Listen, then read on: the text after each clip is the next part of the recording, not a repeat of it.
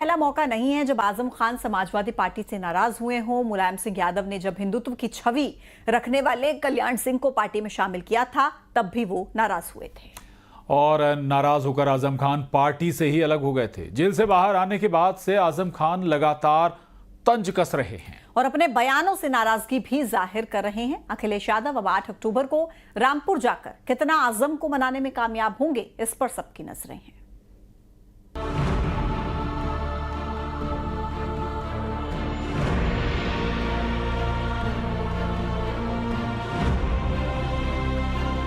ये पहला मौका नहीं है जब आजम खान समाजवादी पार्टी से नाराज दिख रहे हैं। आजम खान सबसे ज्यादा नाराज मुलायम सिंह से ही हुए थे जब उन्होंने कट्टर हिंदुत्व की छवि रखने वाले कल्याण सिंह को पार्टी में शामिल कर लिया था। इसके बाद में आजम खान पार्टी से ही अलग हो गए थे। इस बार भी आजम खान कुछ इसी अंदाज में नजर आए। अखिलेश से मुलाकात पर भी उन्होंने तंज कसा। ये खबर मैंने अखबारात से सुनी है, तो ये एक गरीब का गली में एक गरीब का घर है बरसात में, जिसके घर के अंदर 2-2.5 फीट पानी खड़ा रहता है। तो मेरी इज्जत अफजाई होगी। कोई भी बड़े आदमी अगर तशरीफ लाएंगे तो वही नहीं, कोई भी बड़े आदमी जो मेरी इज्जत अफजाई होगी। अखिलेश यादव अब 8 अक्टूबर को रामपुर जाकर आजम खान के परिवार से मिलेंगे। इस सियासी मुलाकात पर सभी की नजर है। हाल फिलहाल उनके जुबान पर तंज है, तलखी है, मन में कहीं दरार भी दिखाई दे रही है, तमाम पीड़ा है और ये उसका इजहार भी वो कर रहे हैं। एक बार की फिर से कल्याण सिंह के दौर में जिस तरीके से उनकी मुलायम सिंह यादव के साथ नाराजगी थी, वैसा ही कुछ भाव फिर से दिखाई दे रहा है। हालांकि अखिलेश यादव उनसे मिलते हैं और उनको कितना समझा पाते हैं, ये भी देखने वाली बात होगी। एक वक्त ऐसा था जब मुलायम सिंह यादव ने कल्याण सिंह की पार्टी में ज्वाइनिंग के लिए माफी मांगी थी। माना जाता है कि आजम खान का इतना प्रेशर था कि कल्याण सिंह से मुलायम सिंह यादव को अलग होना ही पड़ा, जिसके बाद ही आजम खान एक बार फिर से एसपी में आए और अक्सर अपनी नाराजगी का इजहार करते रहे।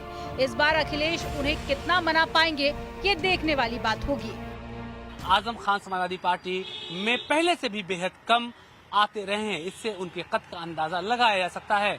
हालांकि मुलाकात कितना ज्यादा फ्रूटफुल होगी, देखने वाली बात होगी। लेकिन ये बात सच है कि आजम खान अपनी नाराजगी न सिर्फ सार्वजनिक मंचों पर दिखा रहे हैं, बल्कि उसका सीधा लाभ लेने की भी कोशिश करते हुए नजर आ रहे हैं। कैमरा पर्सन गोपी गिरी के साथ अलाउद्दीन, न्यूज़ 18 लखनऊ। और एमपी के मदरसों में बहुत बड़ी साजिश चल रही है, जहां 556 गैर मुस्लिम बच्चों का धर्मांतरण कराने की तैयारी हो रही थी। मुरैना के इस्लामपुरा, जौरा, पोरसा, अंबाहा, कैलारस, सबलगढ़ समेत कई जगहों पर मदरसों में बच्चों के धर्मांतरण की तैयारी की जा रही थी। इस सनसनीखेज मामले की शिकायत राष्ट्रीय मानवाधिकार आयोग के पास पहुंची है। मानवाधिकार आयोग ने शिकायत को गंभीरता से लिया और तुरंत स्कूल शिक्षा विभाग के प्रमुख सचिव से 15 दिन में इस पर जवाब मांगा।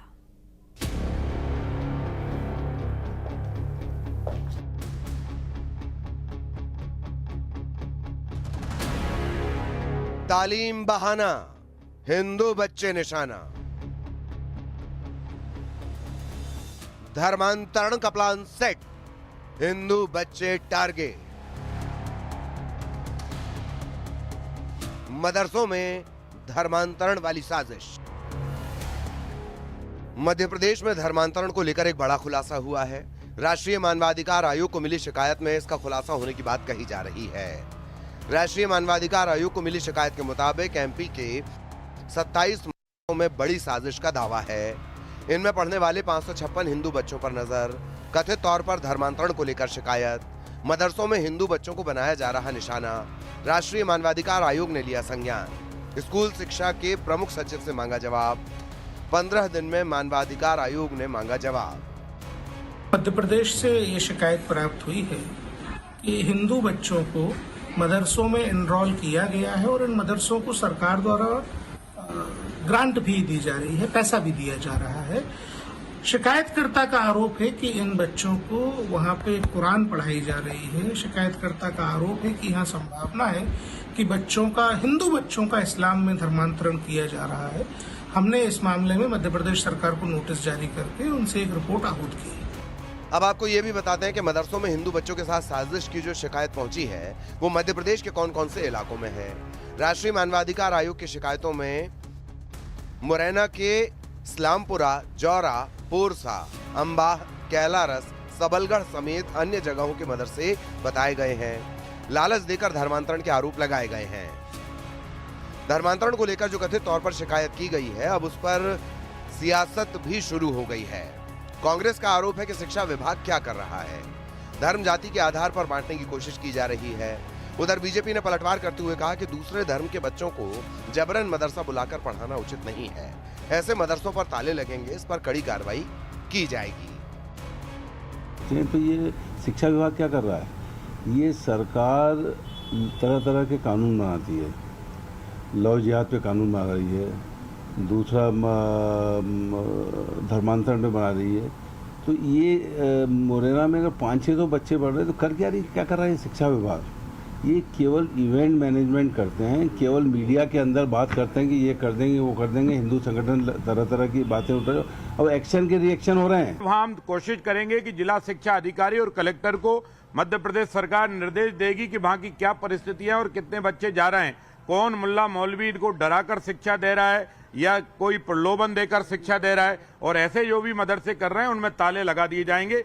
कोई भी मदरसे ऐसे नहीं चलेंगे जो सनातनी या हिंदू बच्चों को या जैन, बौद्ध या सिख बच्चों को वहां पर जो है दूसरे धर्म की इस्लाम की तालीम दी जाए, कभी कतई बर्दाश्त नहीं की जाएगी। फिलहाल धर्मांतरण के मामले ने तूल पकड़ लिया है। अब देखना होगा कि इस पूरे मामले को लेकर क्या नया खुलासा होता है। Bureau report, news 18।